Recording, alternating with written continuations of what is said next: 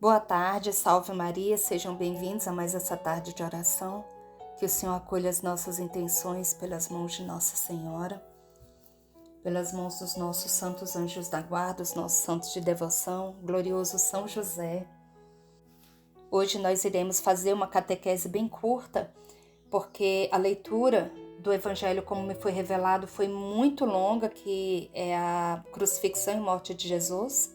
Não teve como eu dividir o capítulo, porque não tinha como, né?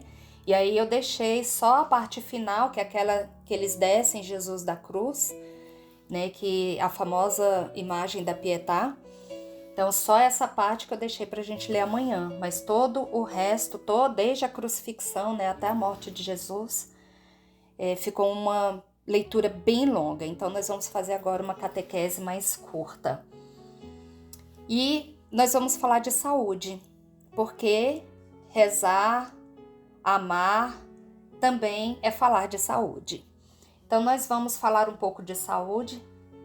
O missionário Flávio Andrade trouxe as palavras mais difíceis de serem ditas. Eu vou colocar aí, eu nem sei se eu vou dar conta de falar essas palavras, vou falar bem devagar. Mas eu vou colocar enquanto eu estiver falando, né? Vou colocar as palavras. A quinta, mais difícil de ser dita, desoxirribonucleico. Nossa Senhora. A quarta, otorrinolaringologista. Mais fácil, né? A terceira, paralelepípedo. A segunda, difícil também, esternocleidomastoideo. E a primeira, perdão. Guarde bem isso com você. O demônio tem medo de gente que sabe pedir perdão. Afinal, a única coisa que nos afasta e nos separa da graça de Deus é a dureza de coração e a incapacidade de reconhecer o próprio erro. A pessoa que vive assim age com extrema vaidade e soberba, pois não consegue assumir que também é falha, fraca e, como todas as outras pessoas, totalmente dependente da misericórdia do Senhor.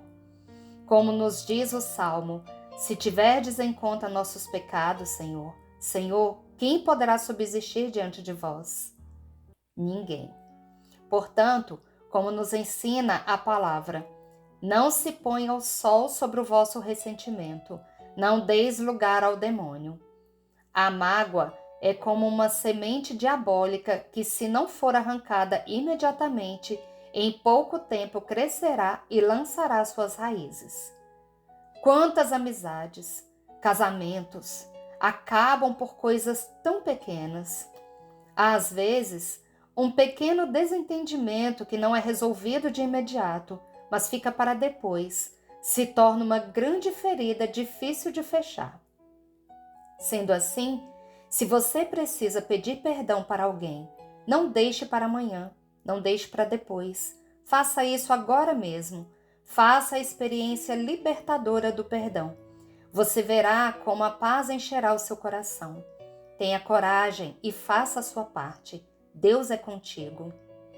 E se você está do outro lado, daqueles que foram ofendidos e precisam dar o perdão, lembre-se, você também necessita constantemente da misericórdia e do perdão de Deus. Portanto, é seu dever perdoar igualmente seus irmãos. Afinal, é para isso que nos alerta Jesus.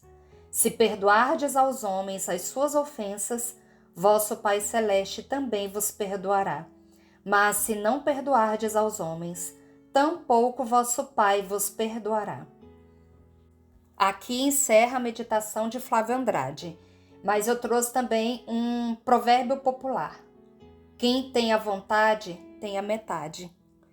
Então, se você tem a vontade de perdoar, já é alguma coisa. E também uma breve reflexão de Aline Rodrigues, da Canção Nova.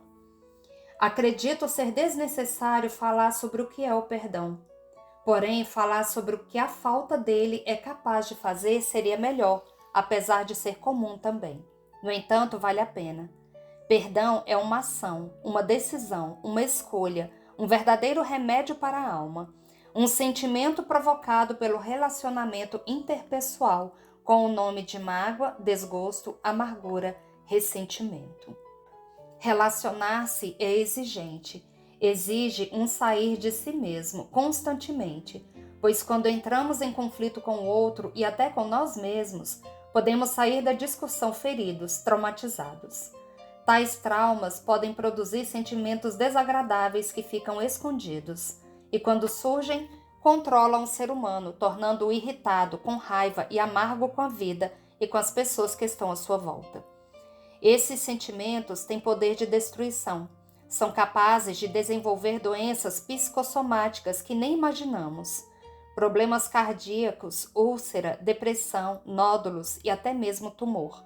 São doenças físicas que podem ter como origem a dificuldade de perdoar.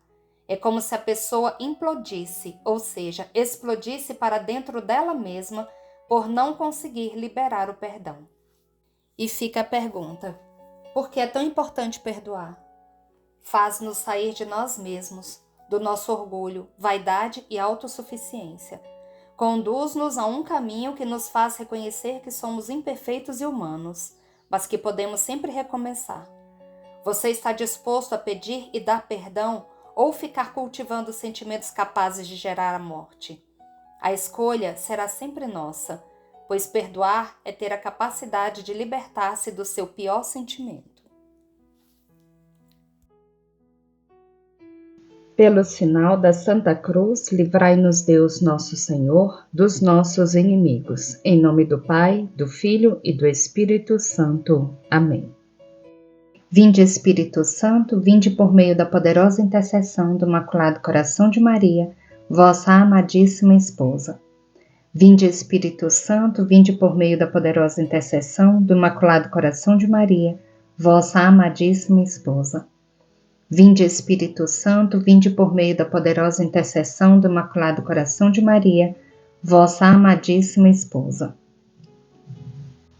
Pai nosso que estais nos céus, santificado seja o vosso nome, venha a nós o vosso reino, seja feita a vossa vontade, assim na terra como no céu. O pão nosso de cada dia nos dai hoje. Perdoai-nos as nossas ofensas, assim como nós perdoamos a quem nos tem ofendido. E não nos deixeis cair em tentação, mas livrai-nos do mal. Amém. Ave Maria, cheia de graça, o Senhor é convosco. Bendita sois vós entre as mulheres, e bendito é o fruto do vosso ventre, Jesus. Santa Maria, Mãe de Deus, rogai por nós, pecadores, agora e na hora da nossa morte. Amém. Creio em Deus Pai Todo-Poderoso, Criador do céu e da terra, e em Jesus Cristo, seu único Filho, nosso Senhor, que foi concebido pelo poder do Espírito Santo, nasceu da Virgem Maria, padeceu sob Pôncio Pilatos, foi crucificado, morto e sepultado, desceu à mansão dos mortos, ressuscitou ao terceiro dia, subiu aos céus, está sentado à direita de Deus Pai Todo-Poderoso, donde há de vir a julgar os vivos e os mortos. Creio no Espírito Santo, na Santa Igreja Católica, na comunhão dos santos, na remissão dos pecados, na ressurreição da carne, na vida eterna. Amém. Nessa primeira dezena, nós vamos pedir ao Senhor as intenções pela saúde, a saúde física, a saúde espiritual, a saúde mental de cada um de nós. Que o Senhor acolha essas intenções, que o Senhor sonde os nossos corações, e o Senhor sabe todos aqueles que nos pediram orações, que o Senhor também os visite nessa tarde. Eterno Pai, eu vos ofereço o corpo e o sangue, a alma e a divindade de vosso diletíssimo Filho, nosso Senhor Jesus Cristo, em expiação dos nossos pecados e dos do mundo inteiro. Pela sua dolorosa paixão, tende misericórdia de nós e do mundo inteiro. Pela sua dolorosa paixão, tende misericórdia de nós e do mundo inteiro. Pela sua dolorosa paixão, tende misericórdia de nós e do mundo inteiro. Pela sua dolorosa paixão, tende misericórdia de nós e do mundo inteiro. Pela sua dolorosa paixão, tende misericórdia de nós e do mundo inteiro. Pela sua dolorosa paixão, tende misericórdia de nós e do mundo inteiro. Pela sua dolorosa paixão, tende misericórdia de nós e do mundo inteiro. Pela sua dolorosa paixão, tende misericórdia de nós e do mundo inteiro. Pela sua dolorosa paixão, tende misericórdia de nós e do mundo inteiro. Pela sua dolorosa paixão, tende misericórdia de nós e do mundo inteiro. Nessa segunda dezena, eu quero pedir por todos os sacerdotes religiosos, pelas crianças, jovens, adolescentes, que o Senhor coloque anjos no caminho deles, que possa guiá-los sempre nos caminhos do bem, que os sacerdotes estejam realmente a serviço do Senhor, que não se desviem e que não levem a desviar toda uma comunidade. Que as crianças sejam protegidas na sua inocência, sejam protegidas no seu espírito, que elas estejam sempre inclinadas para Deus, sempre. Que o Senhor as abençoe e as proteja sempre. Eterno Pai, eu vos ofereço o corpo e o sangue, a alma e a divindade de vosso diletíssimo Filho, nosso Senhor Jesus Cristo, em expiação dos nossos pecados e dos do mundo inteiro. Pela sua dolorosa paixão, tende misericórdia de nós e do mundo inteiro. Pela sua dolorosa paixão, tende misericórdia de nós e do mundo inteiro. Pela sua dolorosa paixão, tende misericórdia de nós e do mundo inteiro. Pela sua dolorosa paixão, tende misericórdia de nós e do mundo inteiro. Pela sua dolorosa paixão, tende misericórdia de nós e do mundo inteiro. Pela sua dolorosa paixão, tende misericórdia de nós e do mundo inteiro. Pela sua dolorosa paixão, tende misericórdia de nós e do mundo inteiro. Pela sua dolorosa paixão, tende misericórdia de nós e do mundo inteiro. Pela sua dolorosa paixão, tende misericórdia de nós e do mundo inteiro. Pela sua dolorosa paixão, tende misericórdia de nós e do mundo inteiro. Nessa terceira dezena, nós vamos colocar pelo nosso Brasil, pedindo ao Senhor a graça da libertação, que o Senhor nos liberte do comunismo, da corrupção, das ideologias satânicas e de todo o mal. Que o Senhor proteja a nossa nação brasileira, nossa terra de Santa Cruz, de toda influência maligna. Nós vamos colocar também por todas as mulheres que pensam em abortar, que o Senhor não permita tamanha atrocidade, que o Senhor proteja todas as crianças, especialmente aquelas que estão no ventre de suas mães e que pensam no aborto. Eterno Pai, eu vos ofereço o corpo e o sangue, a alma e a divindade de vosso diletíssimo Filho, nosso Senhor Jesus Cristo, em expiação dos nossos pecados e dos do mundo inteiro. Pela sua dolorosa paixão, tende misericórdia de nós e do mundo inteiro. Pela sua dolorosa paixão, tende misericórdia de nós e do mundo inteiro. Pela sua dolorosa paixão, tende misericórdia de nós e do mundo inteiro. Pela sua dolorosa paixão, tende misericórdia de nós e do mundo inteiro. Pela sua dolorosa paixão, tende misericórdia de nós e do mundo inteiro. Pela sua dolorosa paixão, tende misericórdia de nós e do mundo inteiro. Pela sua dolorosa paixão, tende misericórdia de nós e do mundo inteiro. Pela sua dolorosa paixão, tende misericórdia de nós e do mundo inteiro. Pela sua dolorosa paixão, tende misericórdia de nós e do mundo inteiro. Pela sua dolorosa paixão, tende misericórdia de nós e do mundo inteiro. Nessa quarta dezena, nós vamos colocar os nossos filhos, sobrinhos, netos, sejam eles crianças, jovens ou adolescentes. Mas coloquemos especialmente as crianças, adolescentes e jovens que foram abandonados, que por algum motivo estão longe dos seus pais, que o Senhor os guie, que os anjos do Senhor, que as santas dominações estejam com elas e que as guias protejam todo o decurso de sua vida. Eterno Pai, eu vos ofereço o corpo e o sangue, a alma e a divindade de vosso diletíssimo Filho, nosso Senhor Jesus Cristo, em expiação dos nossos pecados e dos do mundo inteiro. Pela sua dolorosa paixão, tende misericórdia de nós e do mundo inteiro. pela sua dolorosa paixão, tende misericórdia de nós e do mundo inteiro. Pela sua dolorosa paixão, tende misericórdia de nós e do mundo inteiro. Pela sua dolorosa paixão, tende misericórdia de nós e do mundo inteiro.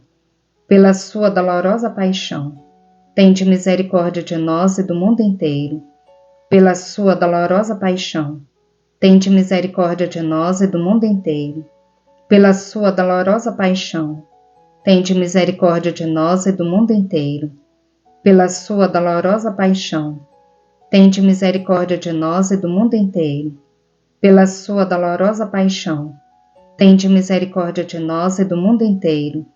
Pela sua dolorosa paixão, tende misericórdia de nós e do mundo inteiro.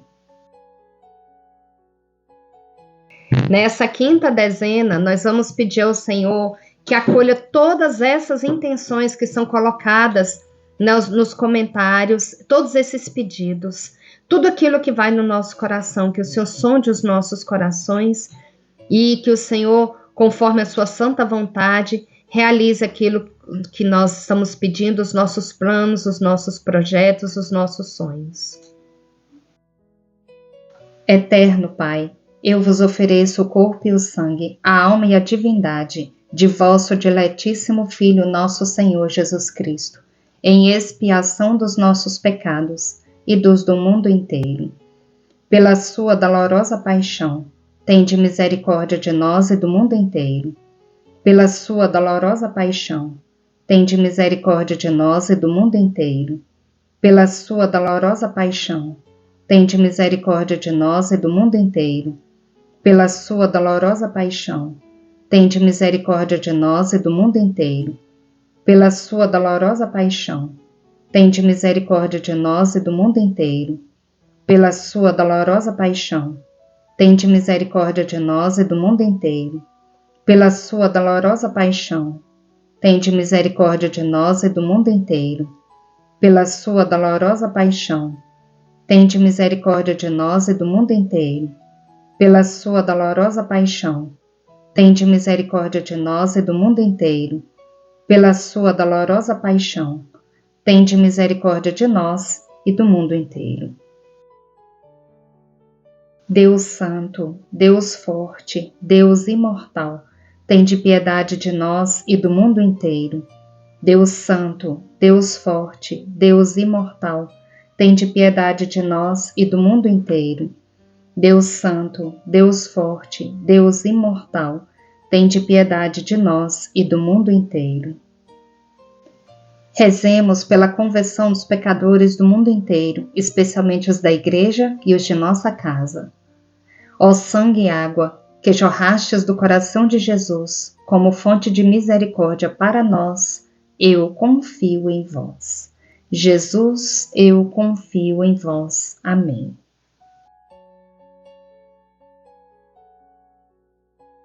Agora vamos ouvir a meditação do Diário de Santa Faustina, com a Patrícia Mendes, missionária da Canção Nova. Peçamos que o Senhor continue abençoando para que ela continue nos ajudando com essas meditações. Diário de Santa Faustina, 626. Irmã Faustina escreve: à noite, durante a bênção, a minha alma, por um momento, conviveu com Deus Pai.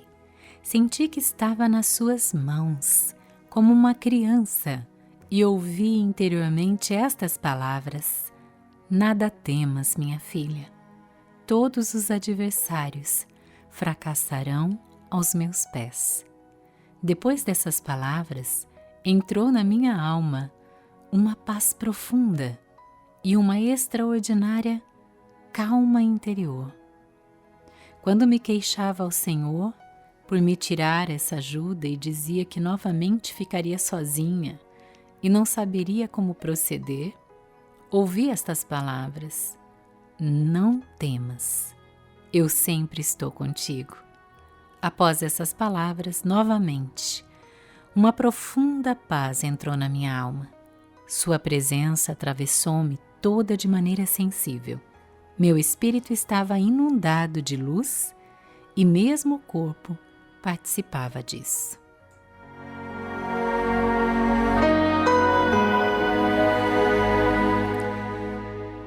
Nós sabemos que a Irmã Faustina é uma das maiores místicas da nossa igreja e é uma santa dos nossos tempos.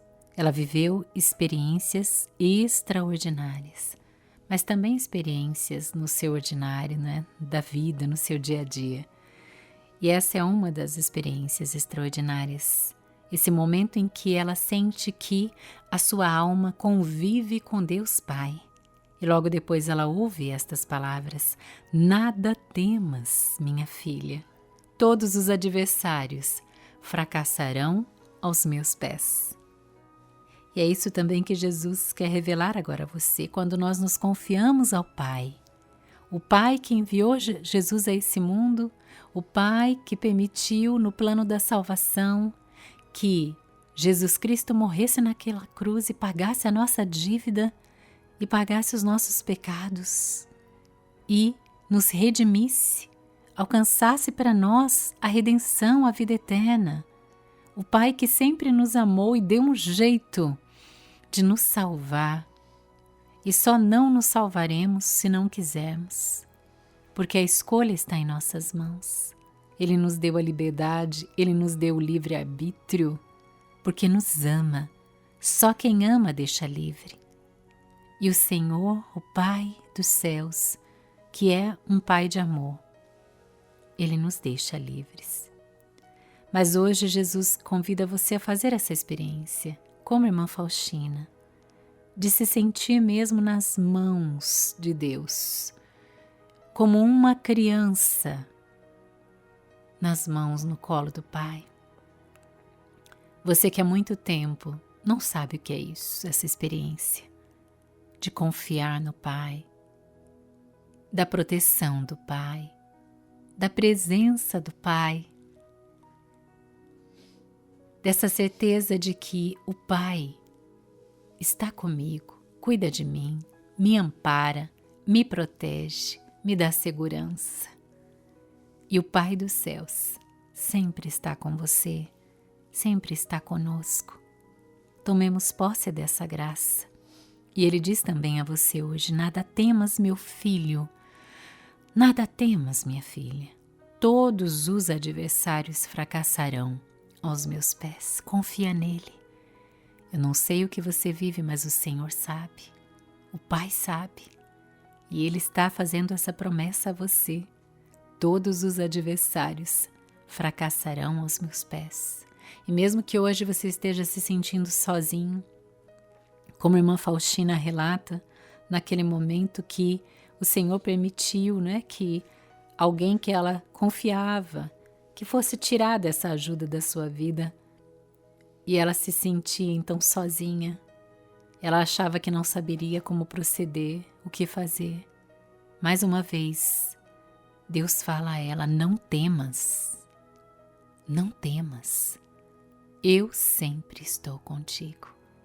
Essa é a promessa do Senhor também para mim e para você hoje. Primeiro uma ordem: não temas, e depois a promessa: eu sempre estou contigo. Bendigamos ao Senhor, demos graças a Deus. Rezemos agora o terço do amor, pedindo ao Senhor a libertação das almas do purgatório. Que o Senhor tenha misericórdia e que elas sintam o alívio através das nossas orações. Pai nosso que estais nos céus, santificado seja o vosso nome. Venha a nós o vosso reino. Seja feita a vossa vontade, assim na terra como no céu. O pão nosso de cada dia nos dai hoje. Perdoai-nos as nossas ofensas, assim como nós perdoamos a quem nos tem ofendido. E não nos deixeis cair em tentação, mas livrai-nos do mal. Amém. Ave Maria, cheia de graça, o Senhor é convosco. Bendita sois vós entre as mulheres, e bendito é o fruto do vosso ventre, Jesus. Santa Maria, Mãe de Deus, rogai por nós, pecadores, agora e na hora da nossa morte. Amém. Creio em Deus Pai, o Todo-Poderoso, Criador do céu e da terra, e em Jesus Cristo, seu único Filho, nosso Senhor, que foi concebido pelo poder do Espírito Santo, nasceu da Virgem Maria, padeceu sob Pôncio Pilatos, foi crucificado, morto e sepultado, desceu à mansão dos mortos, ressuscitou ao terceiro dia, subiu aos céus, está sentado à direita de Deus Pai Todo-Poderoso, donde há de vir a julgar os vivos e os mortos. Creio no Espírito Santo, na Santa Igreja Católica, na comunhão dos santos, na remissão dos pecados, na ressurreição da carne, na vida eterna. Amém. Nessa primeira dezena, nós vamos colocar pelas almas de todos os nossos antepassados, pelas almas de todos os irmãos que passaram por essa hora da misericórdia, que rezaram conosco, também por todos aqueles que morreram de forma súbita, que o Senhor acolha todas essas almas. Doce coração de Jesus, sede meu amor. Doce coração de Maria, sede a minha salvação. Jesus, Maria, eu vos amo, salvai almas. Jesus, Maria, eu vos amo, salvai almas. Jesus, Maria, eu vos amo, salvai almas. Jesus, Maria, eu vos amo, salvai almas. Jesus, Maria, eu vos amo, salvai almas. Jesus, Maria, eu vos amo, salvai almas. Jesus, Maria, eu vos amo, salvai almas. Jesus, Maria, eu vos amo, salvai almas. Jesus, Maria, eu vos amo, salvai almas. Jesus, Maria, eu vos amo, salvai almas. Segunda dezena. Rezemos pelas almas dos sacerdotes, religiosos, missionários e consagrados que ainda se encontram no purgatório. Doce coração de Jesus, sede meu amor. Doce coração de Maria, sede a minha salvação. Jesus, Maria, eu vos amo, salvai almas. Jesus, Maria, eu vos amo, salvai almas. Jesus, Maria, eu vos amo, salvai almas. Jesus, Maria, eu vos amo, salvai almas. Jesus, Maria, eu vos amo, salvai almas. Jesus, Maria, eu vos amo, salvai almas. Jesus, Maria, eu vos amo, salvai almas. Jesus, Maria, eu vos amo, salvai almas. Jesus, Maria, eu vos amo, salvai almas. Jesus, Maria, eu vos amo, salvai almas. Terceira dezena, rezemos pelas almas dos nossos vizinhos falecidos e por todas as almas abandonadas e esquecidas no purgatório. Doce coração de Jesus, sede meu amor. Doce coração de Maria, sede a minha salvação. Jesus, Maria, eu vos amo, salvai almas. Jesus, Maria, eu vos amo, salvai almas. Jesus, Maria, eu vos amo, salvai almas. Jesus, Maria, eu vos amo, salvai almas. Jesus, Maria, eu vos amo, salvai almas. Jesus, Maria, eu vos amo, salvai almas. Jesus, Maria, eu vos amo, salvai almas. Jesus, Maria, eu vos amo, salvai almas. Jesus, Maria, eu vos amo, salvai almas. Jesus, Maria, eu vos amo, salvai almas. Quarta dezena. Rezemos pelas almas dos sacerdotes falecidos que passaram pela nossa vida.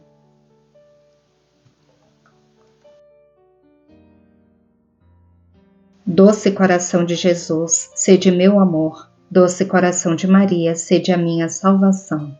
Jesus, Maria, eu vos amo, salvai almas. Jesus, Maria, eu vos amo, salvai almas. Jesus, Maria, eu vos amo, salvai almas. Jesus, Maria, eu vos amo, salvai almas. Jesus, Maria, eu vos amo, salvai almas. Jesus, Maria, eu vos amo, salvai almas. Jesus, Maria, eu vos amo, salvai almas. Jesus, Maria, eu vos amo, salvai almas. Jesus, Maria, eu vos amo, salvai almas. Jesus, Maria, eu vos amo, salvai almas.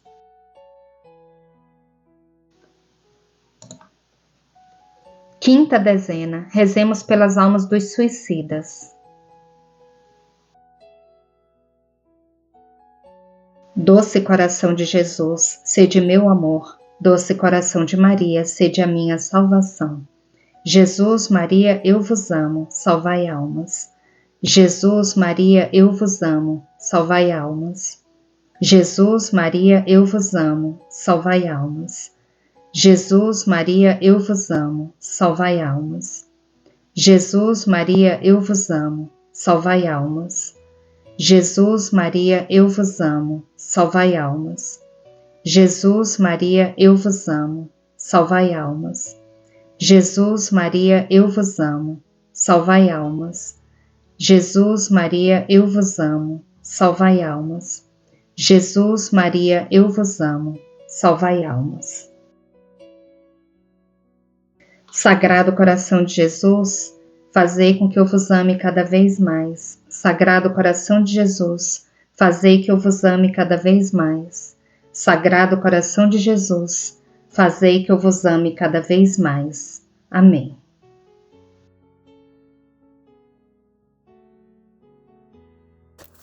Vamos para mais uma leitura difícil, mais um capítulo do Evangelho como me foi revelado, da mística católica Maria Valtorta, capítulo 609, a crucificação, a morte e a deposição da cruz.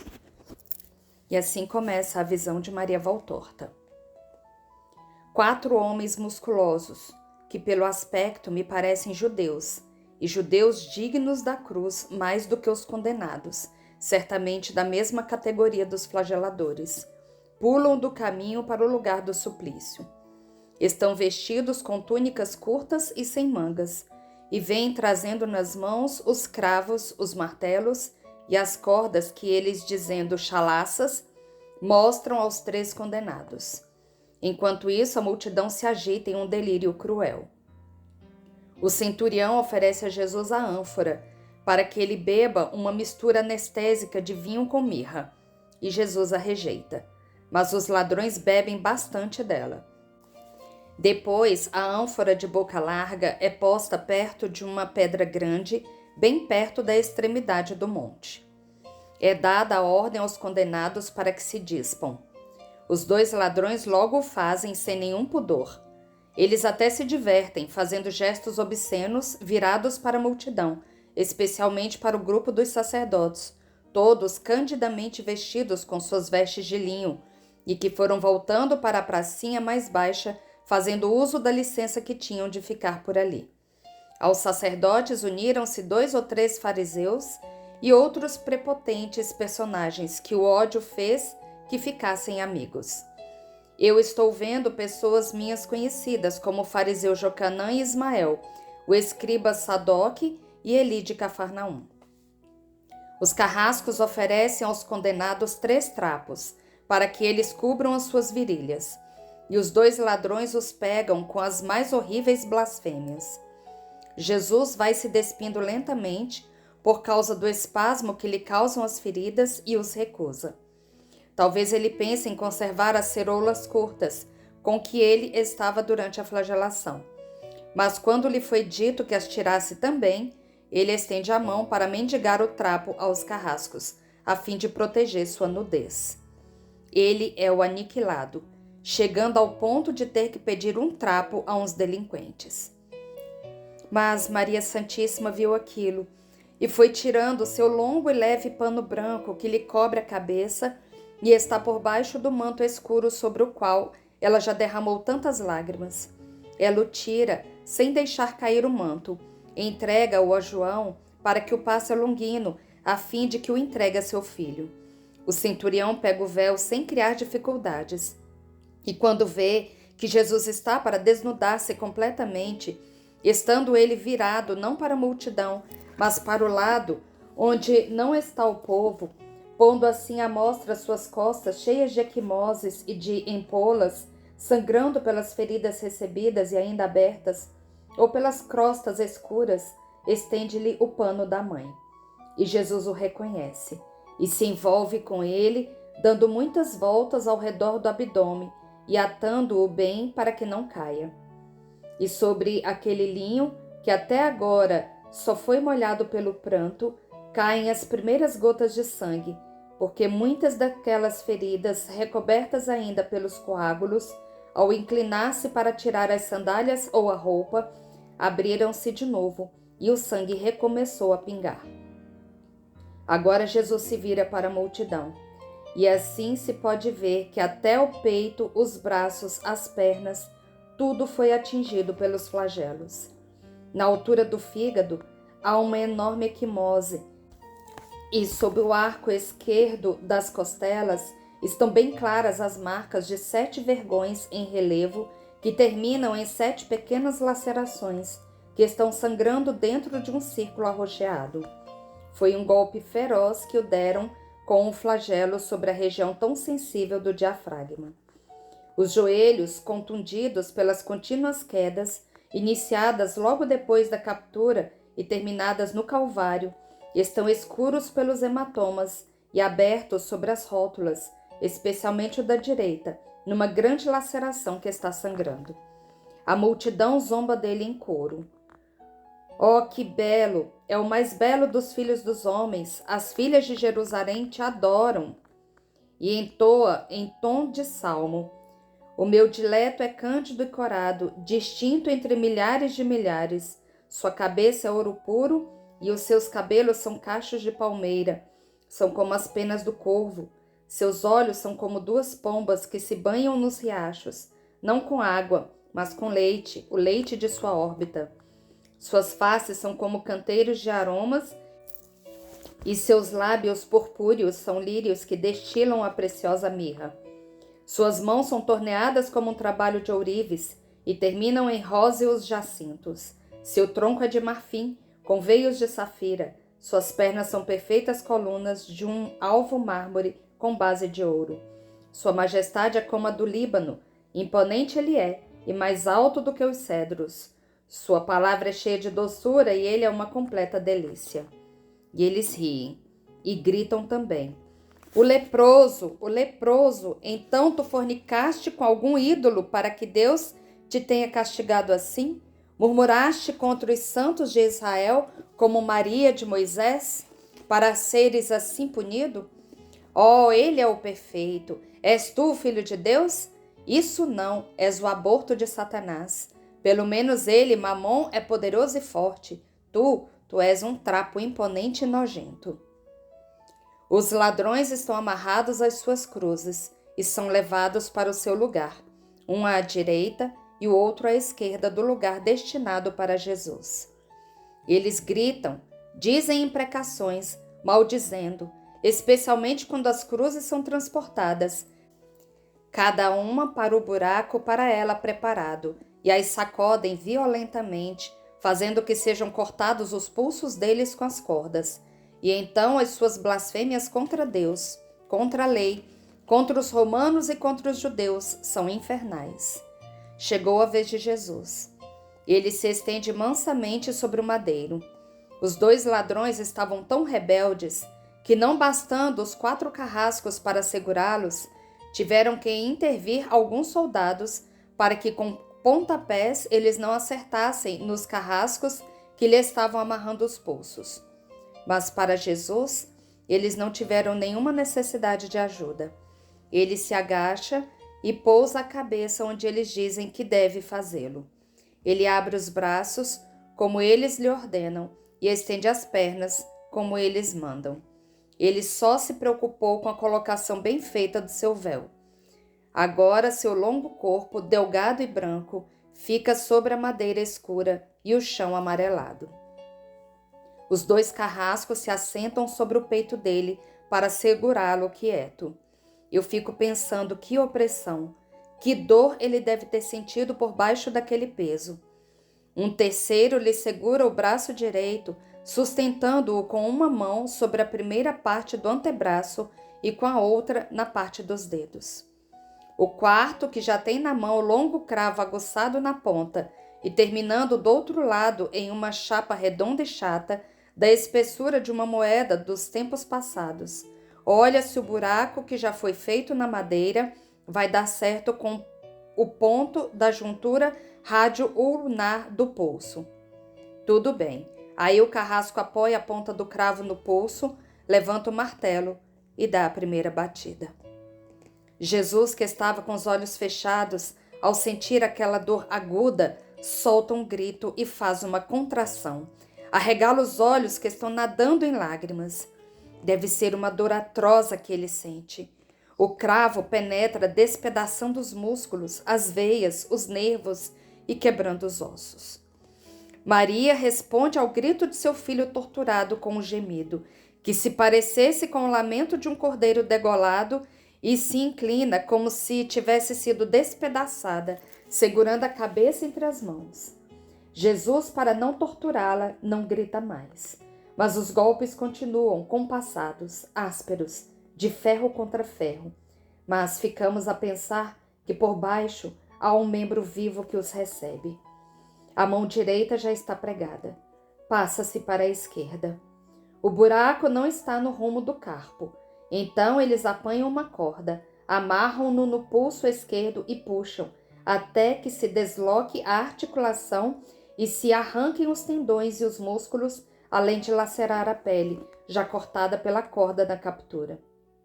Também a outra mão deve estar sofrendo, pois está esticada para o rumo oposto e, ao redor do seu cravo, vai se alargando o buraco.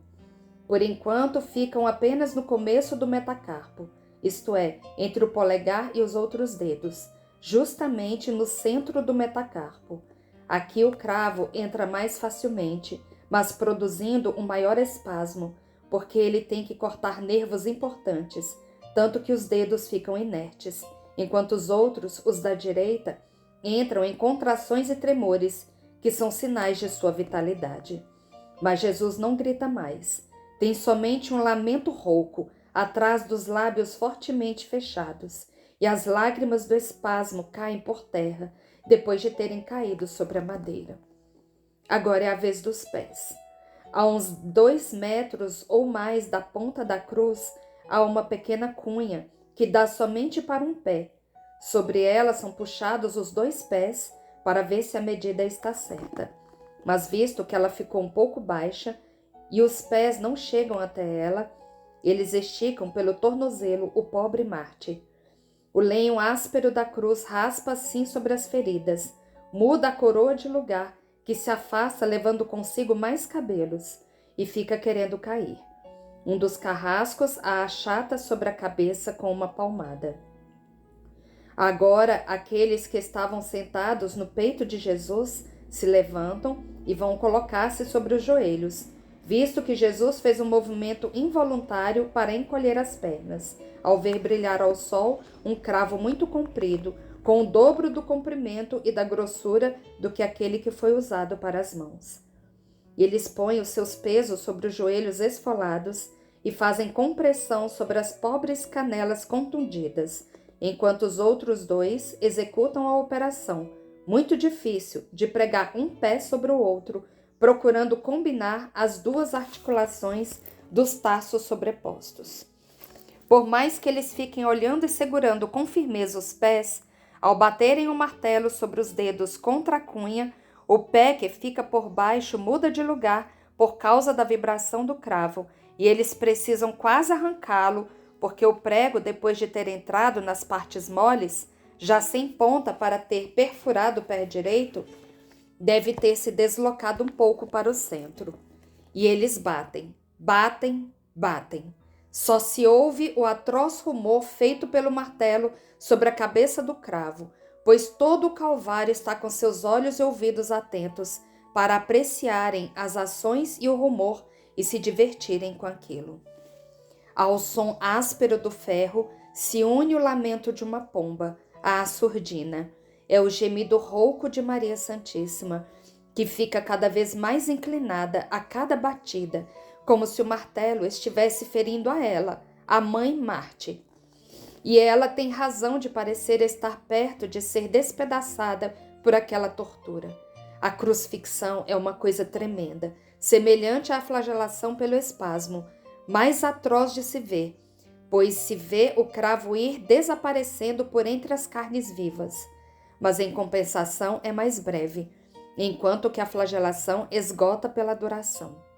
Para mim, a agonia do horto, a flagelação e a crucifixão São os momentos mais atrozes. Eles me revelam toda a tortura de Cristo. A morte me alivia, porque eu digo, acabou-se. Mas estes não são o fim, são o começo de novos sofrimentos. Agora, a cruz está sendo arrastada para o buraco e vai balançando, sacudindo o pobre crucificado, pois o chão é muito acidentado. Por fim, é levantada a cruz, que por 2 vezes escapou das mãos dos que estavam levantando e cai, uma vez de repente e outra vez sobre o braço direito da mesma, causando um áspero tormento a Jesus, porque uma sacudida repentina move de lugar os membros feridos. Mas quando depois deixam a cruz escorregar e ela cai em seu buraco, antes ainda de ser socada ao redor com pedras e terrões, e ainda está bambeando para todos os lados, causando contínuas mudanças de posição ao pobre corpo que está pendurado por 3 cravos, o sofrimento deve ser horrível. Todo o peso do corpo se desloca, ora para frente, ora para baixo, e os buracos vão se alargando, especialmente o da mão esquerda, e se alarga também o furo dos pés, e com isso o sangue esguicha com mais força.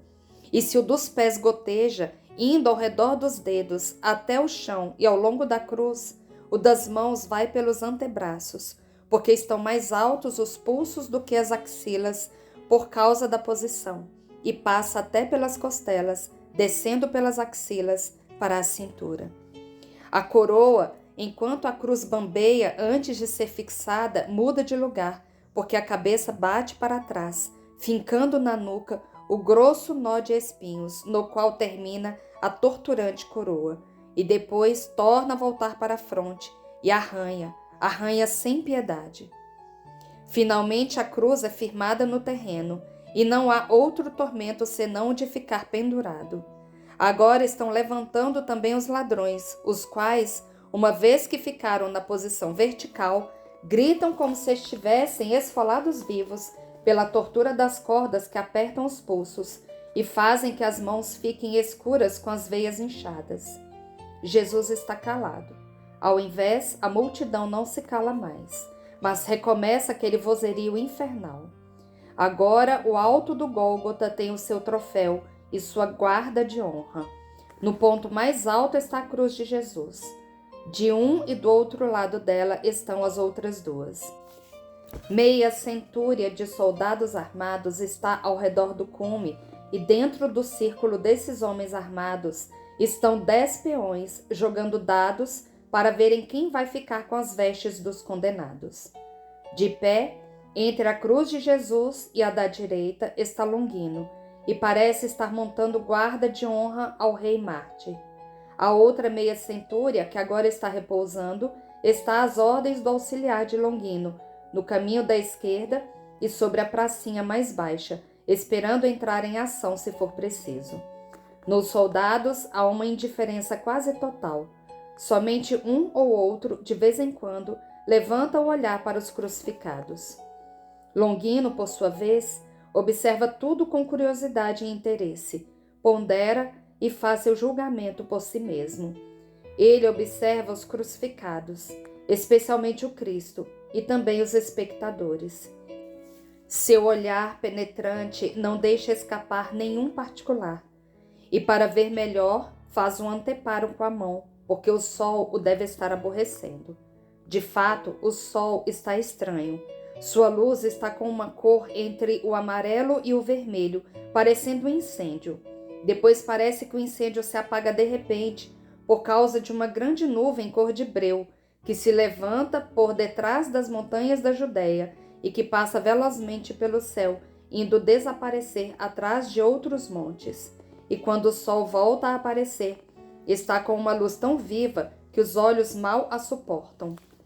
Longino, ao olhar, vê Maria Santíssima justamente abaixo da saliência do terreno que mantém direcionado para o filho o seu rosto desolado. Ele chama um dos seus soldados que estão jogando com dados e lhe diz: se a mãe quiser subir com o filho que a acompanha, pode vir, e tu escolta e a ajuda. E Maria, com João, que Longino pensa ser filho dela, sobe pela escadinha cavada na rocha calcária, ao que me parece, e passa para além do grupo de soldados, indo até os pés da cruz, mas um pouco afastada, para ser vista e para ver o seu Jesus. A multidão lhe oferece imediatamente os mais vergonhosos insultos, fazendo-a participar de todas as blasfêmias dirigidas ao seu filho. Mas ela, com os lábios trementes e embranquecidos, procura somente confortá-lo com um sorriso amargurado, sobre o qual se enxugam as lágrimas que nenhuma força de vontade consegue deter em seus olhos. O povo, a começar pelos sacerdotes, os escribas, os fariseus, os saduceus, os herodianos e semelhantes, procuram espaço para fazer uma espécie de espiral, subindo pela estrada escarpada, passando ao longo da última elevação e descendo pela outra rua ou vice-versa. E enquanto vão passando aos pés do monte, pela segunda pracinha, não deixam de oferecer suas palavras blasfemas como uma homenagem ao moribundo. Todas as torpezas, todas as crueldades, todo o ódio e toda a insânia de que são capazes os homens com a língua são amplamente pronunciadas por essas bocas infernais. Os mais cruéis são os membros do templo, ajudados pelos fariseus. E então, tu, salvador do gênero humano, porque não salvas a ti, abandonou-te teu rei Belzebu, ele te renegou? Gritam os sacerdotes. E um bando de judeus diz: tu, que não há 5 dias, com a ajuda do demônio, fazias dizer ao Pai que ele te teria glorificado, como é que nunca o fazes lembrar que cumpra a sua promessa? E 3 fariseus dizem: blasfemador, salvou aos outros, como ele dizia, com a ajuda de Deus, e não consegue salvar-se a si mesmo, e queres que se crê em ti? Então faze agora o milagre. Não tens mais poder, hein? Agora estás com as mãos pregadas e estás nu. E uns saduceus e herodianos dizem aos soldados: cuidado com a feitiçaria, vós que apanhastes as vestes dele, elas têm dentro de si o sinal infernal. Uma multidão diz em coro: desce da cruz e creremos em ti, tu que destróis o templo. Louco, olha-o lá, o glorioso e santo templo de Israel. Ele é intocável, ó profanador, e tu estás morrendo. Outros sacerdotes dizem: blasfemo, tu, filho de Deus? Então desce daí agora e fulmina-nos, se és Deus. Nós não te amamos e cuspimos sobre ti. Outros passam, sacudindo a cabeça e dizendo: ele só sabe chorar. Salva-te, se é verdade que tu és o eleito. E os soldados dizem: então salva-te, reduze a cinzas esta Sodoma das Sodomas. Sim, a Sodoma do império sois vós, canalhas de judeus. Faze isto, e Roma te levará para o Capitólio e te adorará como um nume. Os sacerdotes dizem aos seus pares: eram mais doces os braços das mulheres do que o dessa cruz, não é verdade? Mas olha, já estão prontas para receber-te as tuas, e dizem uma palavra infame. Aqui tens toda Jerusalém a servir-te de casamenteira. E assobiam como os carreteiros. Outros lhe lançam pedras e dizem: transforma estas pedras em pães, tu, ó multiplicador de pães. Outros ainda, macaqueando os hosanas do domingo de Ramos, jogam-lhe ramos e gritam: maldito que vem em nome do demônio, maldito seja o seu reino, glória a Sião que o exclui de entre os vivos. Um fariseu se planta diante da cruz e mostra um punho, fazendo um gesto de desprezo, dizendo: eu te entrego ao Deus do Sinai. Tu não o disseste?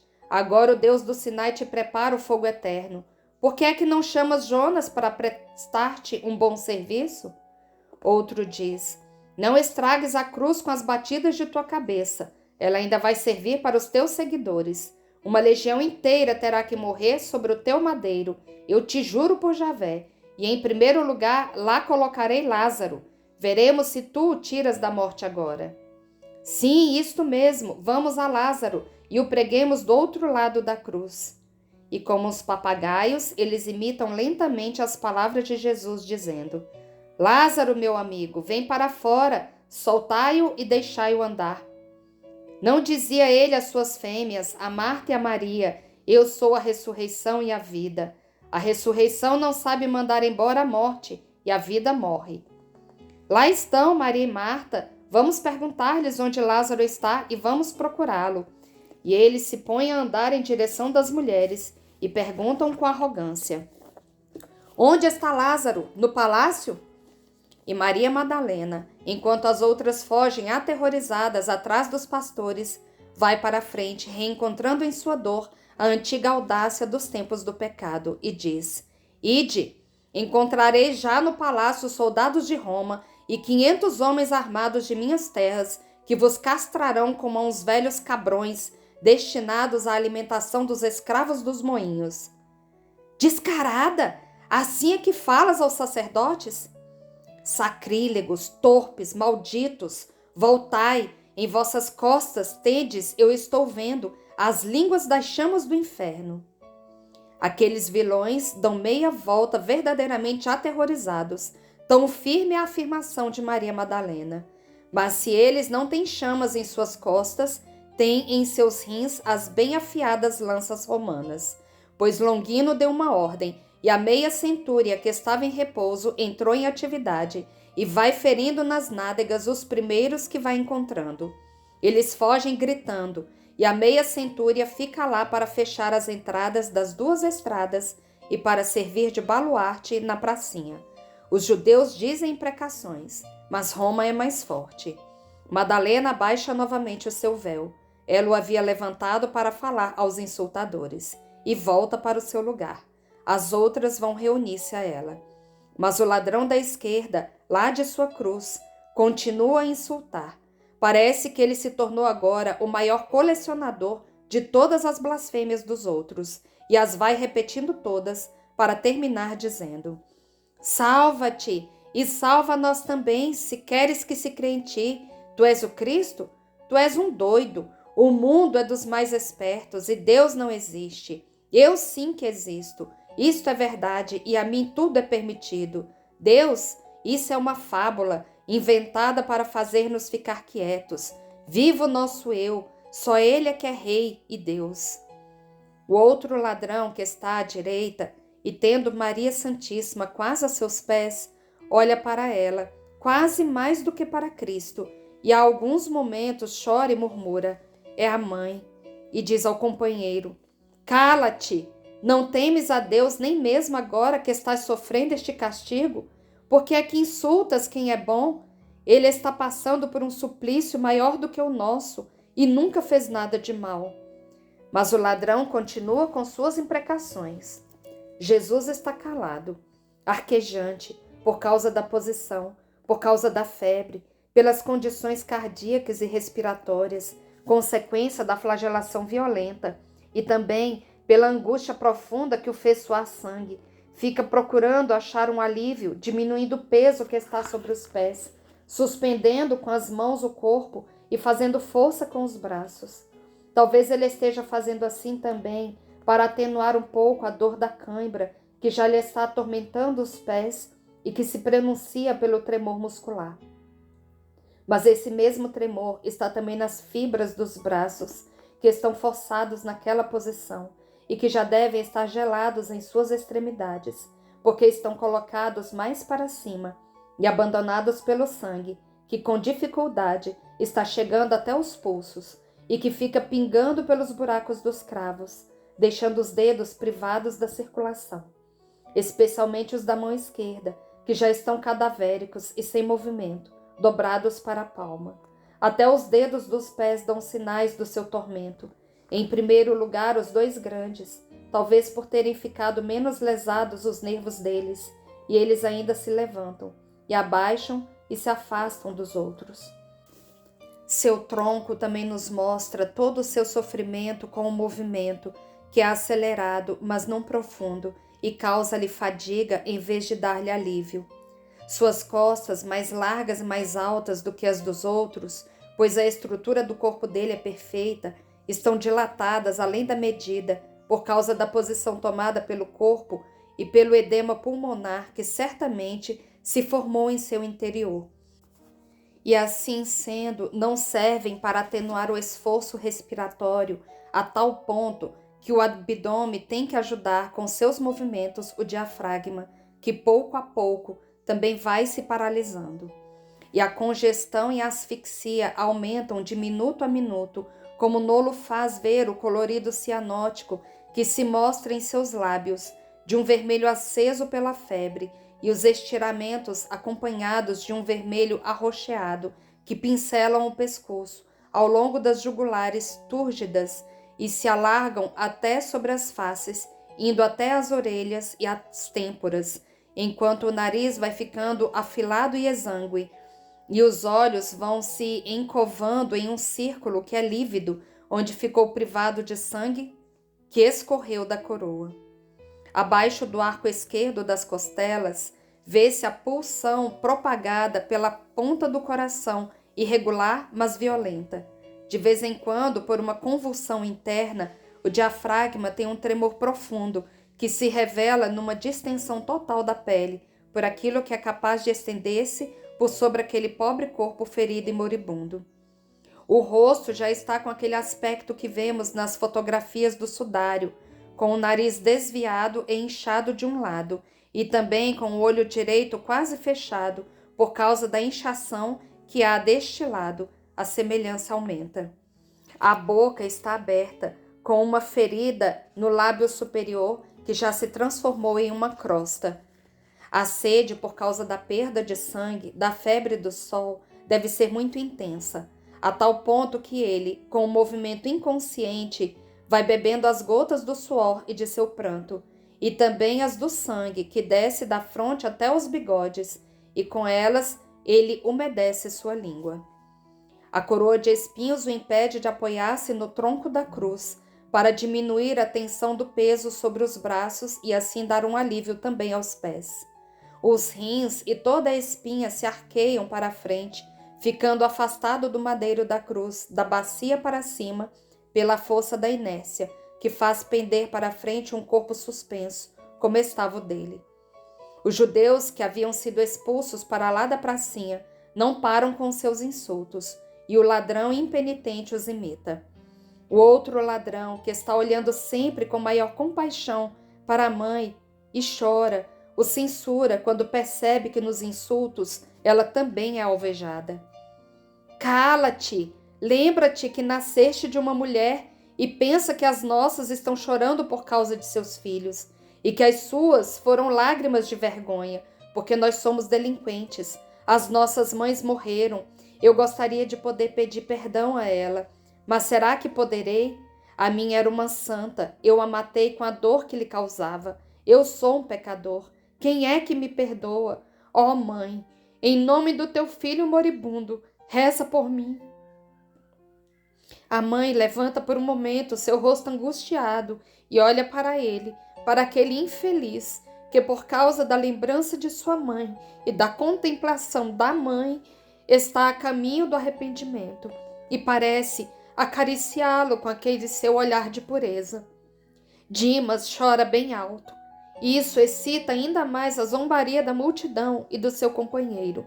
A multidão grita: Bravo! Toma essa aí por tua mãe, assim ela ficará com os 2 filhos delinquentes. E o outro insiste: Ela te ama porque tu és uma cópia imperfeita do seu bem-amado. Jesus fala então pela primeira vez: Pai, perdoa-os, porque eles não sabem o que estão fazendo.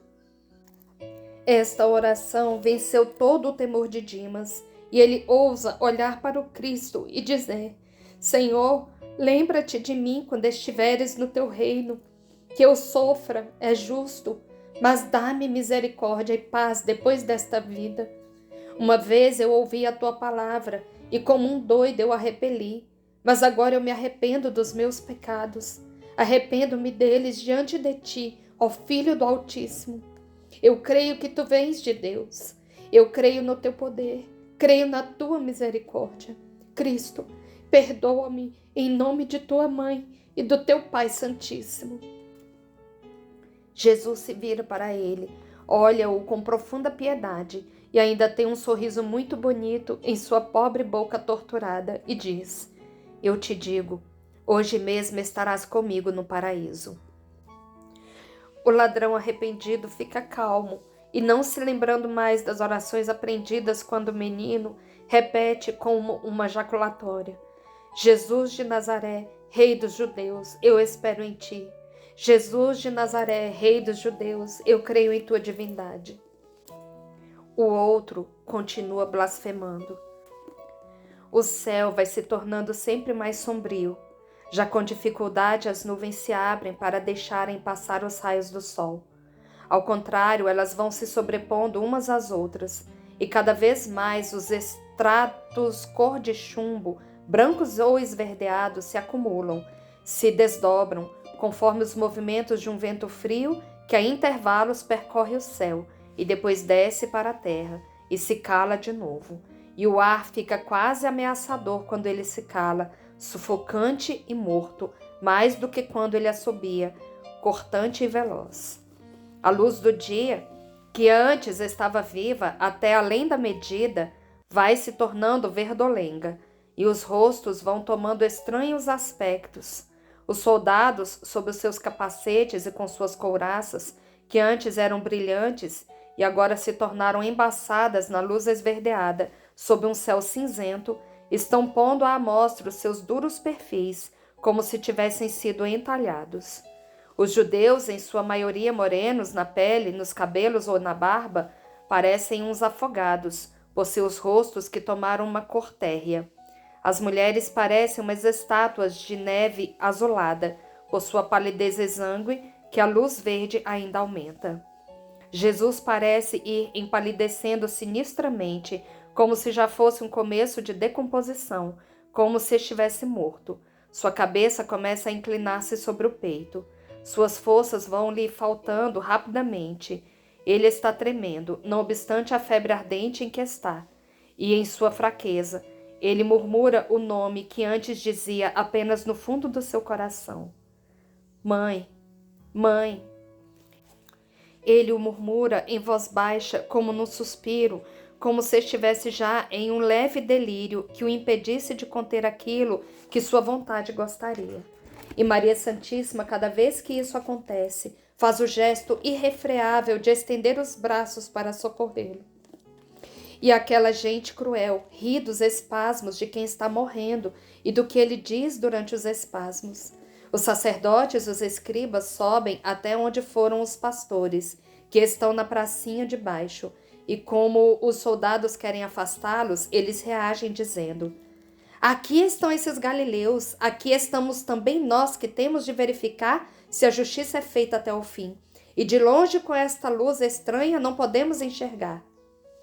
De fato, muitos começam a ficar impressionados com a luz que está envolvendo o mundo, e já alguns estão com medo. Até os soldados estão mostrando o céu e uma espécie de cone, que parece de ardósia de tão escuro que se levanta como um pinheiro atrás de um cume. Parece uma tromba marinha. Levanta-se e parece gerar nuvens cada vez mais pretas, como se fosse um vulcão vomitando fumaça e lava. É sob esta luz crepuscular e medonha que Jesus dá João a Maria Santíssima e Maria a João. Ele inclina a cabeça, pois sua mãe foi ficar embaixo da cruz para vê-lo melhor, e diz: mulher, eis aí o teu filho. Filho, eis aí a tua mãe. Maria está com o rosto ainda mais desfeito depois destas palavras, que são o testamento do seu Jesus, que não tem nada para dar à sua mãe, a não ser um homem. Ele que, por amor do homem, a priva do homem-deus nascido dela. Mas a pobre mãe procura não chorar, a não ser em silêncio, porque não pode deixar de chorar. As lágrimas daquele pranto gemem, não obstante todo o esforço para detê-las, mesmo que a boca esteja dando o seu angustioso sorriso, fixado nos lábios dela para ele, a fim de confortá-lo. Os sofrimentos aumentam sempre mais e a luz sempre mais diminui. É nesta luz de fundo do mar que emergem, por detrás dos judeus, Nicodemos e José, que dizem: afastai-vos! Não se pode, que quereis, diz os soldados. Queremos passar, somos amigos do Cristo. Viram-se os chefes dos sacerdotes. Quem é que pode professar-se amigo de um rebelde? Dizem indignados os sacerdotes. E José, decididamente, eu, nobre membro do grande conselho, José de Arimateia, o ancião, e comigo está Nicodemos, chefe dos judeus. Quem é partidário de um rebelde é rebelde, e quem é partidário de assassinos é assassino, ó Eleazar de Anás. Eu vivi como justo, e agora estou velho e perto da morte. Não quero tornar-me injusto quando o céu já vem descendo sobre mim, e com ele o juiz eterno. E tu, Nicodemos, estou admirado. Eu também, e de uma coisa só, de que Israel esteja tão corrompido que nem saiba mais reconhecer Deus. Tu me causas nojo. Afasta-te então e deixa-me passar. Só peço isso. Para te contaminares mais ainda? Se eu não me contaminei ao estar perto de vós, nada mais me contamina. Soldado, a ti esta bolsa e o sinal do salvo-conduto. E entrega ao decurião mais próximo uma bolsa e uma tabuinha encerada. O decurião observa e diz aos soldados: deixai que os dois passem. Então José e Nicodemo se aproximam dos pastores. Não sei nem mesmo se Jesus os estará vendo naquela escuridão que sempre vai aumentando e com um olhar que já se extingue na agonia. Mas eles o veem e choram sem respeito humano, ainda que sobre eles se arrojem os impropérios sacerdotais. Os sofrimentos são sempre mais fortes. O corpo tem os primeiros arqueamentos próprios do tétano, e todos os clamores da multidão os exasperam. A morte das fibras e dos nervos se estende, tornando cada vez mais difícil o movimento respiratório e mais fraca a contração diafragmática do pescoço e da própria cabeça, e desordenado o movimento cardíaco. O rosto de Cristo passa alternativamente dos calores de uma vermelhidão muito intenso para a palidez esverdeada de quem morre por esgotamento. A boca se move com mais dificuldade, porque os nervos do pescoço e da própria cabeça estão muito cansados, pois eles por dezenas de vezes serviram de alavancas para o corpo todo, fazendo pressão sobre a peça transversal da cruz e transmitindo a cãibra até o maxilar. A garganta inchada por causa das carótidas obstruídas deve estar doendo e estendendo seu edema para a língua, que fica parecendo grossa e vagarosa em seus movimentos. A espinha dorsal, mesmo nos momentos em que as contrações do tétano não a encurvam em um arco completo da nuca até os quadris, apoiada em seus pontos extremos no madeiro da cruz, se arqueia sempre mais para frente, porque os membros vão ficando cada vez mais pesados com o peso das carnes já mortas. As pessoas estão enxergando pouco e mal estas coisas, porque a luz já está de uma cor cinzenta escura, e somente quem está aos pés da cruz pode ver bem. Jesus se afrouxa em um certo momento, indo seu corpo todo para diante e para baixo, como se estivesse já morto. Não está mais ofegante. Sua cabeça fica pendente e inerte, caindo para a frente, e seu corpo, dos quadris para cima, está todo despregado, fazendo um ângulo com os braços da cruz. Maria dá um grito: morreu! É um grito trágico que ecoa através do ar escuro, e Jesus parece realmente morto. Um outro grito feminino lhe responde, e no grupo das mulheres estou vendo uma grande confusão. Depois, umas 10 pessoas se afastam segurando alguma coisa, mas eu não consigo ver quem é que se afasta assim. Está muito fraca esta luz sombria. Parece que estamos imersos numa luz de cinza vulcânica muito fina. Não é possível, gritam os sacerdotes e os judeus. Isto é algum fingimento para fazer-nos ir embora. Soldado, fere-o com a lança. Ela é um bom remédio para devolver-lhe a voz. Mas como os soldados não fazem isso, uma descarga de pedradas e de torrões voam no rumo da cruz, atingindo o mártir e indo recair sobre as couraças romanas. O remédio, como ironicamente dizem os judeus, produziu o prodígio. Certamente alguma das pedras atingiu o alvo, tendo talvez indo bater sobre a ferida de uma das mãos ou mesmo sobre a cabeça, pois eles miraram para cima. Jesus dá um gemido capaz de despertar compaixão e volta a si. Seu tórax começou a respirar de novo de um modo cansado e sua cabeça a mover-se da direita para a esquerda, como quem procura um lugar para pousá-la e sofrer menos, mas sem achar nada, a não ser um sofrimento maior. Com grande dificuldade, apoiando-se mais uma vez sobre os pés torturados, encontrando para isso força em sua vontade, e somente nela, Jesus se ergue sobre a cruz, fica em pé como se estivesse são, e com todas as suas forças levanta o rosto, olhando com os olhos bem abertos o mundo que se estende a seus pés, a cidade longe, que mal se deixa ver como uma coisa branca no meio da escuridão, e o céu negro, do qual todo o azul e toda lembrança de luz desaparecem. Um céu fechado, compacto, baixo, semelhante a uma enorme chapa de ardosa escura. Ele grita em alta voz, vencendo com a força da vontade e com uma necessidade de sua alma o obstáculo das maxilas enrijecidas, da língua engrossada e da garganta edematosa. Eloi, Eloi, lama sabachthani. Foi assim que eu o ouvi falar. Ele deve sentir que está morrendo, absolutamente abandonado pelo céu, ao confessar com estas palavras o abandono do Pai. O povo ri e caçoa dele e o insulta. Deus não sabe o que fazer de ti, os demônios são malditos por Deus. Outros gritam, vamos ver se Elias, que ele chama, vem salvá-lo. Alguém diz, dá-lhe um pouco de vinagre para que ele faça uns gargarejos, é bom para a garganta, faz bem à voz. Seja Elias ou Deus, pois ninguém sabe o que é que o doido quer dizer. Estão longe. É preciso ter voz boa para se fazer ouvir. E eles riem como hienas ou demônios. Mas nenhum dos soldados lhe dá vinagre, e ninguém vem do céu para dar-lhe conforto. É a agonia solitária, total, cruel e até sobrenaturalmente cruel, esta da grande vítima. Repetem-se os ataques de dor, uma dor sem consolo, como a que já o havia atribulado no Getsêmani.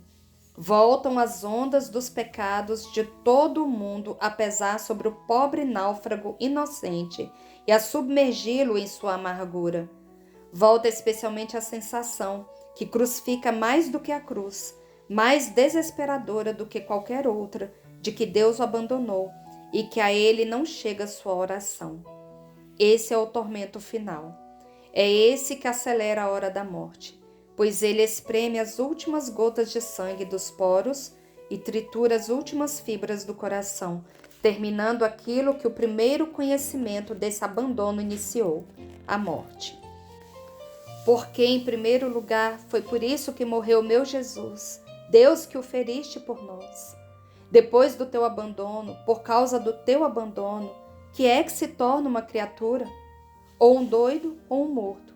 Jesus não podia tornar-se um doido, porque sua inteligência era divina e espiritual como é a inteligência, triunfava sobre o trauma total daquele que era ferido por Deus. Portanto, ele se tornou um morto, morto aquele que era a vida, e morto pelo teu abandono e por nossos pecados. A escuridão se torna ainda mais completa. Jerusalém desapareceu completamente. Até o Calvário parece sumir inteiramente em suas bases. Somente o cume do monte é visível, como se as trevas o destacassem naquela altura para recolher a última luz que sobrou, para ser uma oferta, com o seu troféu divino, sobre um charco de ônix líquido, a fim de que seja vista pelo amor e pelo ódio. Do meio daquela luz sem luz, vem a voz lamentosa de Jesus. Tenho sede. De fato, está soprando um vento que causa sede até nos sãos. Um vento contínuo que agora está violento, cheio de poeira, de frio, pavoroso. Eu fico pensando que espasmo ele não terá causado com o seu sopro violento aos pulmões, ao coração, à garganta de Jesus, aos seus membros gelados, atormentados, feridos. Mas realmente foi tudo mesmo que se pôs a torturar o mártir. Um soldado vai buscar um vaso no qual os verdugos puseram vinagre com fel, para que com o seu amargor aumente a saliva dos supliciados. Depois ele pega uma esponja que está mergulhada no líquido, coloca-a na ponta de um caniço leve, mas forte, que já está preparado ali perto, e levanta a esponja até o moribundo. Jesus se vira com avidez para a esponja que lhe oferecem, Parece um menino faminto que procura o peito materno. Maria Santíssima, que está vendo e que certamente pensa naquilo, dá um gemido apoiando-se em João. E eu não lhe posso dar nem mesmo uma gota de pranto. Ó seio meu, por que não choras leite? Ó meu Deus, por quê? Por que é que nos abandonas assim? Faze um milagre para o meu filho. Quem é que me ajuda a saciá-lo com o meu sangue, já que leite eu não tenho? Jesus, que chupou com avidez aquela áspera e amarga bebida, vira a cabeça envenenado pelo gosto dela. Ela deve ser como um líquido corrosivo sobre os lábios feridos e trincados. Ele se retrai, se abate e se abandona. Todo o peso do seu corpo desaba sobre os seus pés, puxando-o para a frente.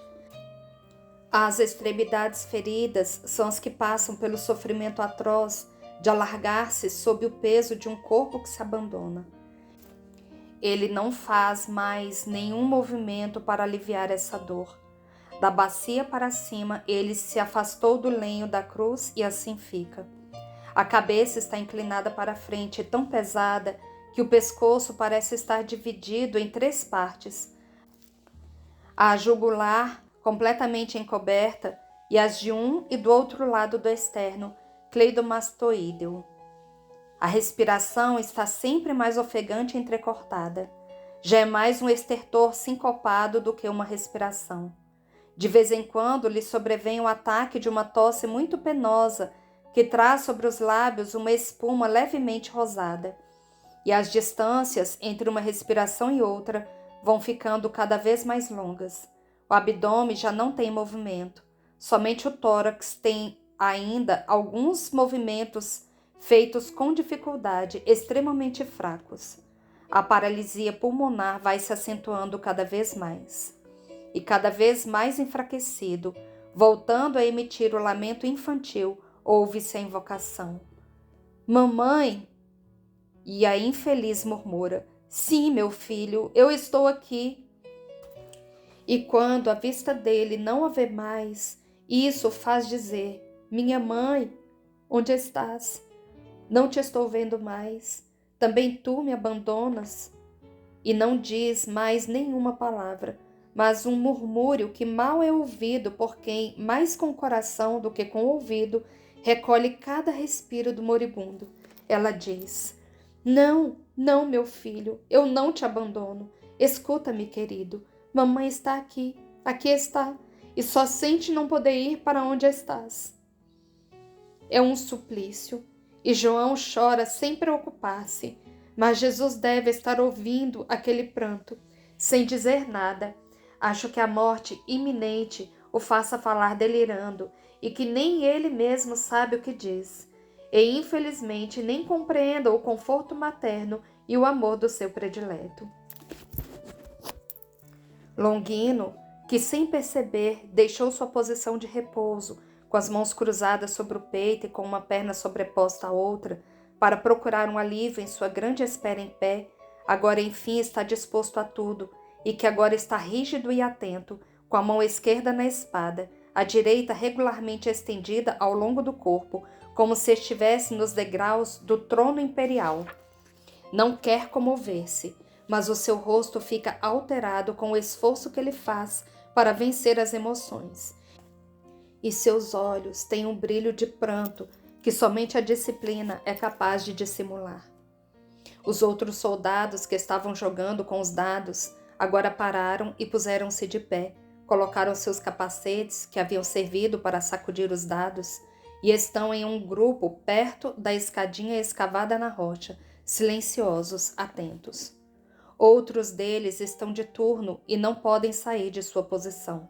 Parecem estátuas, mas um deles, que está mais perto e que ouve as palavras de Maria Santíssima, murmura alguma coisa e sacode a cabeça. Um silêncio. Depois, bem claras, no meio da escuridão total, ouvem-se estas palavras: tudo está consumado. E depois a respiração torna-se cada vez mais estertosa, com pausas de silêncio entre um estertor e outro, cada vez mais prolongadas. O tempo vai passando nesse ritmo angustioso. A vida volta quando o ar é cortado pela respiração áspera do moribundo, e sua vida cessa quando aquele som penoso não se ouve mais. Sofre-se ao ouvi-lo e sofre-se ao não ouvi-lo, e se diz: basta com esse sofrimento, e se diz: ó Deus, que não seja este o último suspiro. As Marias estão chorando com a cabeça sobre uma elevação do terreno, e ouve-se bem o choro delas, porque agora toda a multidão está calada de novo para assistir aos estertores do moribundo. Ainda estão fazendo silêncio. Depois, pronunciada com uma grande doçura e com uma ardente oração, ouve-se esta súplica: Pai, em tuas mãos entrego o meu espírito. Continua o silêncio. Também os estertores estão diminuindo. Só há um curto sopro nos lábios e na garganta. Depois vem o último espasmo de Jesus, uma convulsão atroz que parece querer arrancar o corpo que está pregado com os 3 cravos no madeiro. Vai subindo por 3 vezes dos pés até a cabeça, percorrendo todos os pobres nervos torturados. Levanta por 3 vezes o abdômen de uma maneira anormal e em seguida o deixa, depois de tê-lo dilatado, como por uma agitação das vísceras, e ele torna a baixar e para, como se ficasse esvaziado. Levanta, incha e se contrai tão fortemente o tórax que a pele se encova entre uma costela e outra, que se estendem, aparecendo sob a epiderme, enquanto se reabrem as feridas que foram feitas pelos flagelos. Faz a cabeça virar-se violentamente para trás, 1, 2, 3 vezes, batendo duramente contra o madeiro. Contrai em um espasmo todos os músculos do rosto, evidenciando o desvio da boca para a direita, a abertura e dilatação das pálpebras, sob as quais se vê rodar o globo ocular e aparecer a esclerótica. O corpo se estica todo. Na última das 3 contrações, ele é como um arco esticado que vibra, horroroso de se ver. Depois um grito potente, impensável naquele corpo extenuado, exala, fere o ar. É o grande grito do qual falam os evangelhos e que é a primeira parte da palavra mamãe e nada mais. A cabeça torna a cair sobre o peito e o corpo para frente, o frêmito cessa a respiração. Ele expirou. A terra responde ao grito do assassinado com um estrondo pavoroso. Parece que de 1000 buzinas de gigantes saía um único som e que sobre esse tremendo acorde as notas isoladas rasgam e riscam o céu em todos os sentidos, caindo depois sobre a cidade, sobre o templo, sobre a multidão. Creio que alguns foram fulminados, pois a multidão está sendo atingida diretamente. Os raios são a única luz descontínua que permite ser vista. E depois, logo em seguida, e enquanto ainda estão fazendo as descargas de flechas, a terra estremece em um turbilhão de vento em ciclone. O terremoto e o vento se unem para darem um castigo apocalíptico aos blasfemadores. O cume do Gólgota se move como uma onda e pula como um prato na mão de um louco, com aquelas sacudidas sob a forma de abalos e de ondas, de tal modo que as 3 cruzes parecem querer tombar. Longino, João e os soldados se agarram onde podem para não caírem, mas João, enquanto com um braço escora a cruz, com o outro ajuda Maria Santíssima, que pela dor e pela oscilação da terra se inclinou em seu peito. Os outros soldados, especialmente aqueles que estão do lado de baixo, tiveram que ir refugiar-se mais para o centro, a fim de não serem lançados para baixo pelos penhascos. Os ladrões gritam de horror, a multidão grita ainda mais, e todos quereriam escapar, mas não podem. As pessoas vão caindo umas sobre as outras, vão se pisando, precipitando-se nas rachaduras do solo e enlouquecidas rolam pelo declive.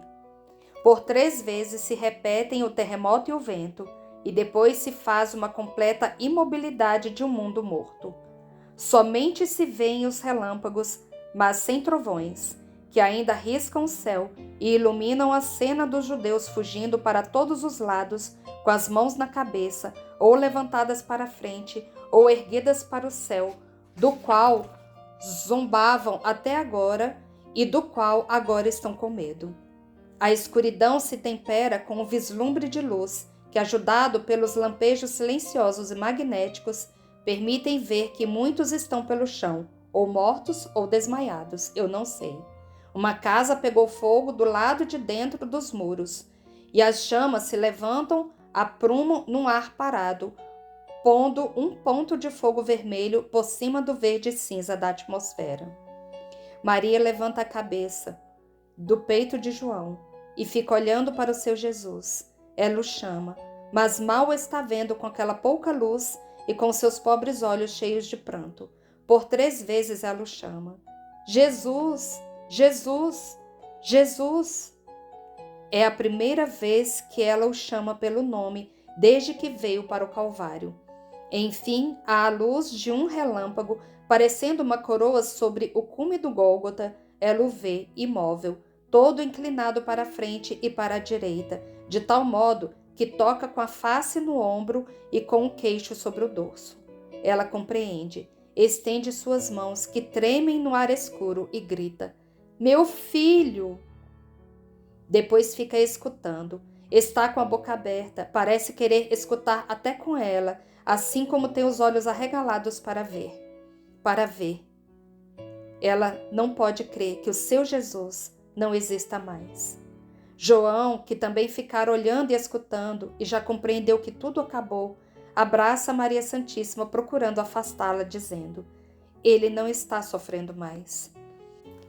Mas antes que o apóstolo termine a frase, Maria, que já entendeu, se separa dele, gira ao redor de si mesma, curva-se arqueada até o chão, leva as mãos aos olhos e grita: "Não tenho mais filho!" Ela vacila e cairia se João não a pegasse toda sobre o seu peito, e depois ele se assenta no chão para segurar-a melhor sobre o peito, até que as Marias, que agora não são mais detidas pelo cerco dos soldados armados, porque agora que os judeus fugiram, os romanos se aglomeraram na pracinha de baixo, comentando o que aconteceu, tomam o lugar do apóstolo junto a Maria. E aqui eu vou encerrar, ainda falta bastante para terminar esse capítulo, mas eu não tinha como dividir antes, eu vou dividir agora, amanhã a gente continua. Bendigamos ao Senhor, demos graças a Deus. Encerramos mais essa tarde de oração, pedindo a Nossa Senhora, através dessa Salve Rainha, que nos ajude a caminhar neste vale de lágrimas, que nos ajude a sermos conformados com aquilo que o Senhor quiser nos mandar, pedindo apenas a força, que o Senhor nos ajude a ter a força de caminhar e de fazer a sua santa vontade. Salve Rainha, Mãe de Misericórdia, vida, doçura e esperança nossa, salve. A vós bradamos os degredados filhos de Eva, a vós suspiramos gemendo e chorando neste vale de lágrimas.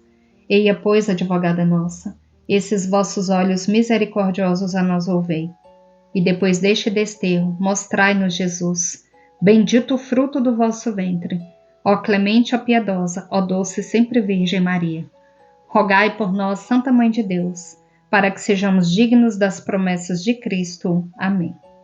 Estivemos e sempre estaremos reunidos em nome do Pai, do Filho e do Espírito Santo. Amém. Até amanhã, se Deus quiser. Fiquem com Deus e que Nossa Senhora passe à nossa frente.